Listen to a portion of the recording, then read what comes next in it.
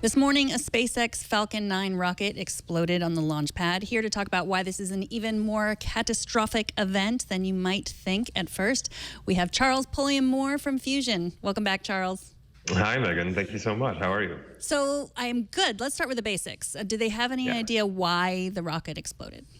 Yeah, so I think that everyone was sort of disappointed to hear about what happened today because of the recent spate of success that SpaceX has had with launching rockets. In the past 8 months or so, they've had 5 successful launches and then touchdowns where, the rocket's gone up, it's come back in one piece. And the goal is to have these things basically be reusable.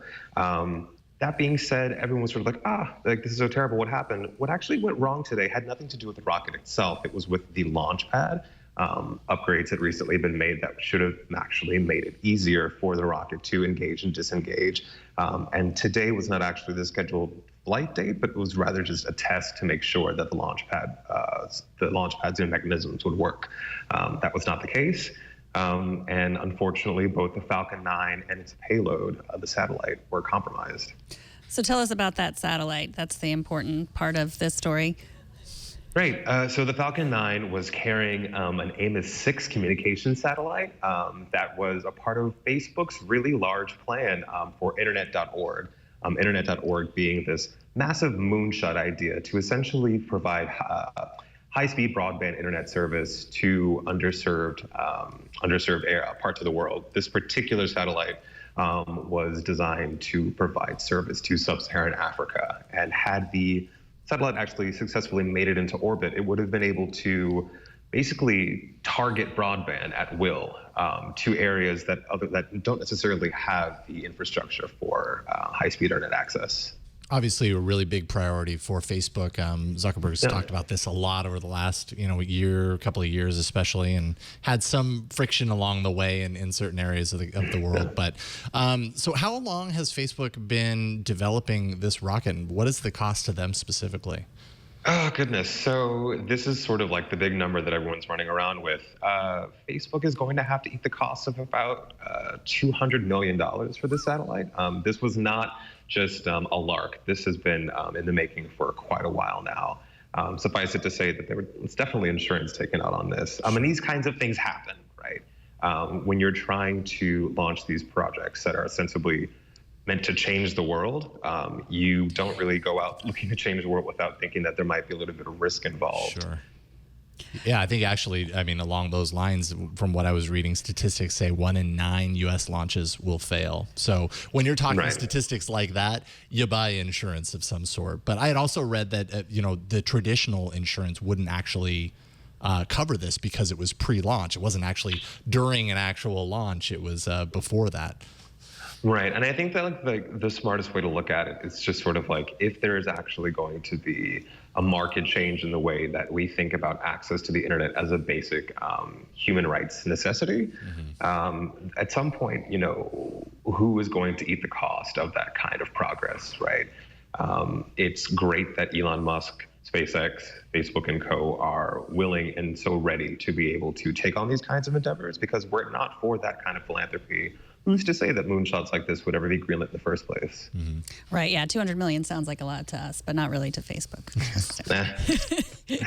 That's like a roll of toilet paper to Facebook, basically. Right. They go to the hardware store and pick up a nail. That's basically the equivalent of that.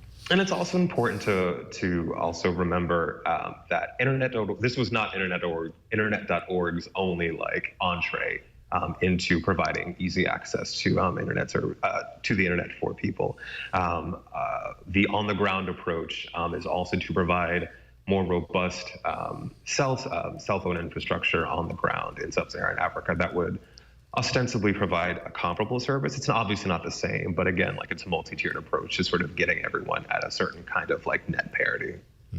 We should also say that the launch pad was clear, so no people were harmed. Right, yeah, completely unmanned.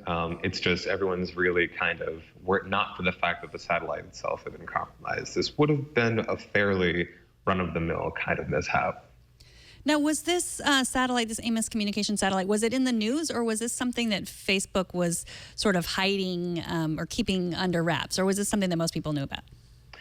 This is something like, so Facebook was actually pretty transparent about the fact that it was putting the satellite up into orbit as a part of a joint venture with a French telecommunication service. Let me pull them up right now. My computer has just died on me. I want to call them Yucatel, but do not quote me on that.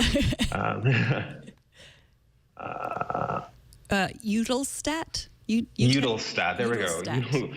So Facebook, together with Eutelstat, had signed into a $95 million leasing deal over the next 5 years that would have been mutually beneficial for the two of them. So this isn't, it's not like a secret nefarious plot that Facebook was up to. This was very much something that they were publicly, very gung-ho about getting out there.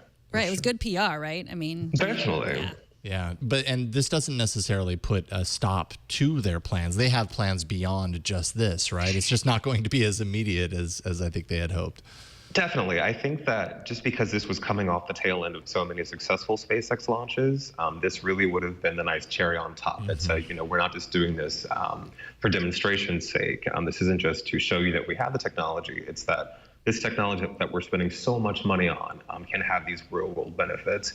And I think that we should all assume that there will be a comparable launch, not necessarily next month, but within the next couple of years, that is going to try the exact same thing. Because again, this was a freak accident that resulted from the changing of procedure. And, you learn from these kinds of things. And maybe next time when they're testing for the launch, they won't put the $200 million satellite on there until they're actually ready to go. One would imagine, yeah. Yeah, Facebook also has their Aquila plane with the internet Drones. kind of stuff inside to spread internet across like sub-Saharan Africa and other places too. So they've got a lot of action happening, along this effort, not just this one. Yeah.